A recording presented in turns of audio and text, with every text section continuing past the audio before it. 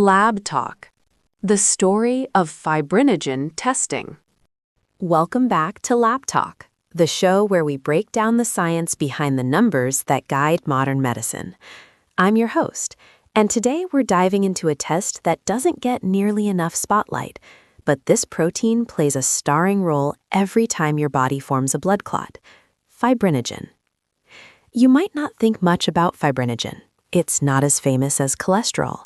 There's no commercial on primetime TV telling you to ask your doctor about your fibrinogen levels.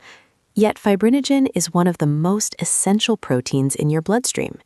It's the raw material your body turns into fibrin, the mesh-like threads that stabilize a clot and stop you from bleeding.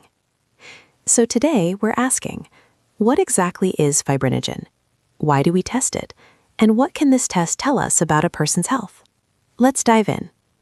To start, what is fibrinogen, anyway? Fibrinogen is a soluble plasma protein produced in the liver. When an injury occurs, fibrinogen gets converted into fibrin by the enzyme thrombin. The fibrin produced forms the actual structure that traps platelets and blood cells to create a stable clot.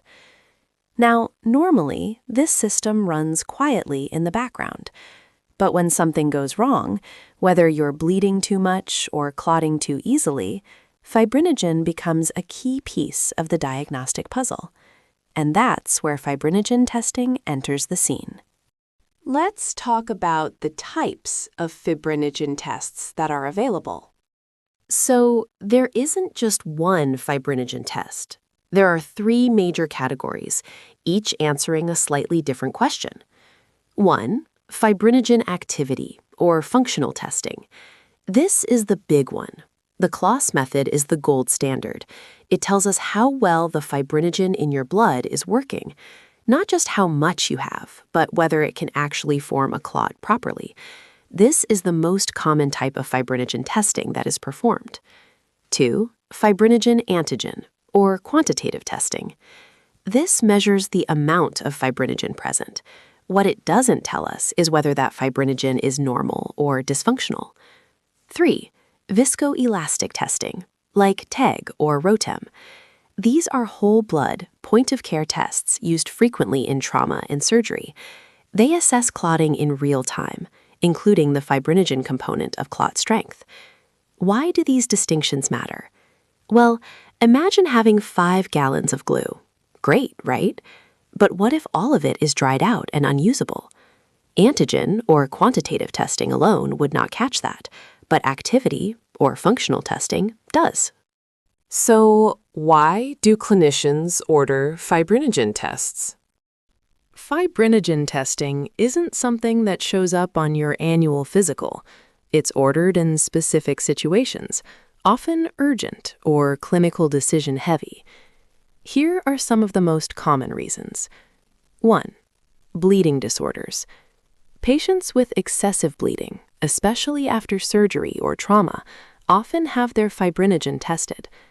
Severe blood loss can dilute fibrinogen, and in trauma settings, low levels are linked to increased mortality. That's why rapid fibrinogen assessment is crucial in emergency medicine.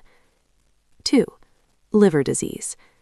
Because fibrinogen is produced in the liver, its levels can drop in advanced liver failure.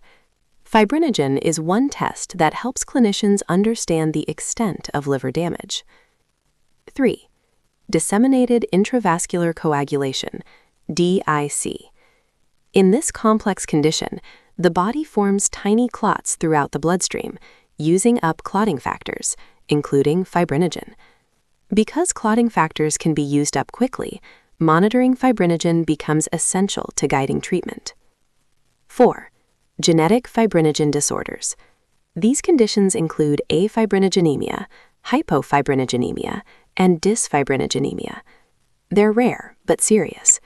Activity and antigen testing together can help differentiate between not enough fibrinogen and enough fibrinogen, but it doesn't work.